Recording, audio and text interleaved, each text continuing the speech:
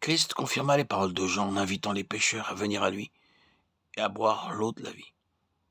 Quiconque boit de cette eau aura encore soif, mais celui qui boira de l'eau que je lui donnerai n'aura jamais soif. Et l'eau que je lui donnerai deviendra en lui une source d'eau qui jaillira jusque dans la vie éternelle. Jean 4, 14.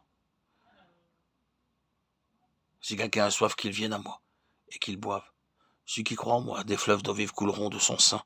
Jean 7, 37, 38. Le Christ promit d'accorder un don à celui qui accepterait le salut. Ce don répondrait à tous les besoins spirituels du chrétien, et le superflu de cette richesse enrichirait beaucoup d'autres vies. Christ offrait à la femme samaritaine un don qui transformerait ses ressources. Elle aurait, au lieu d'une cruche à remplir, une source d'eau vive. Sa vie deviendrait un canal par lequel des fleuves d'eau vive couleraient.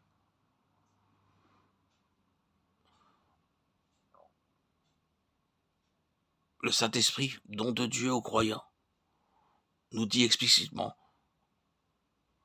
ce que serait ce don.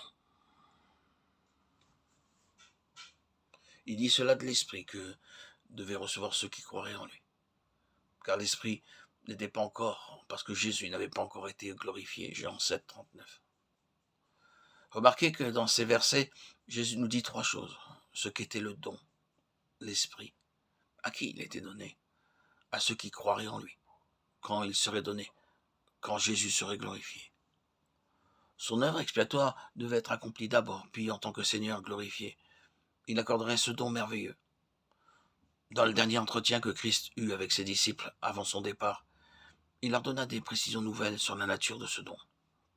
Il leur dit qu'il recevrait une vie d'un caractère surnaturel et que d'eux jaillirait une vie d'une puissance surnaturelle. Il vivrait comme Christ avait vécu. Il ferait les œuvres qu'il avait faites. Pour pouvoir à l'entretien de cette puissance, il promit qu'un autre consolateur viendrait et ferait sa demeure permanente en eux.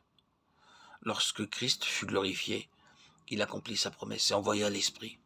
Le jour de la Pentecôte, les disciples, dans la chambre haute, furent baptisés de l'Esprit. Depuis ce jour, tous ceux qui sont unis par la foi au Seigneur vivant ont reçu le don du Saint-Esprit. Lorsque je me fus mis à parler, le Saint-Esprit descendit sur eux comme sur nous au commencement. Et je me souviens de cette parole du Seigneur. Jean a baptisé d'eau, mais vous, vous serez baptisés du Saint-Esprit. Or, puisque Dieu leur a accordé le même don qu'à nous, qui avons cru au Seigneur Jésus-Christ, pouvais-je moi m'opposer à Dieu? Acte 2, 15, 17. Dès que le croyant accepte Jésus comme son sauveur, il est dans l'Esprit, et l'Esprit est en lui. Il est impossible d'accepter le Fils et de refuser l'Esprit. Pour vous, vous ne vivez pas selon la chair, mais selon l'Esprit, si du moins l'Esprit de Dieu habite en vous. Si quelqu'un n'a pas l'Esprit de Christ, il ne lui appartient pas. Romains 8, 9.